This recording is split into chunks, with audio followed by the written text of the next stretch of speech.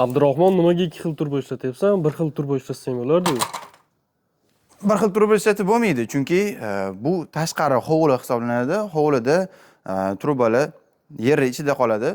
Bunga chidamli trubalar ishlatilishi kerak. Chidamli trubalar bu olovrang trubalar bo'ladi. Olovrang trubalarni devorlari qalin bo'ladi. Shunda har xil trubalar tushganda, har xil toshlar tushadigan bo'lsa, yuk tushadigan bo'lsa, bularga chidamli bo'ladi bu trubalar va yana har xil kemiruvchilarga, kalamushlarga masalan chidamli bo'ladi bu trubalar. Tekshirib qovuring unchimchaga. Hop, olovrang turbani, kulrang turbani olib berib oling shundoq. Ha, shuni. Ha, kulrang turba bo'lsa, biroz yupqaroq bo'ladi. Bu arzonroq varianti, bundan ko'ra arzonroq bo'ladi. Buni uy ichlariga, ya'ni osib qo'yiladi, har xil klipsalar bilan qotirib qo'yiladi. Bu bukilmaydi, ustiga yuk tushmaydi. Shunchaki kanalizatsiya suvlari, oqova suvlari o'tib ketsa bo'ldi. Uy ichiga boradi. Bunaqa kulrang turbalar.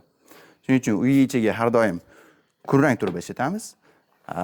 Tashqariga bo'lsa olovrang trubalar ishlatamiz.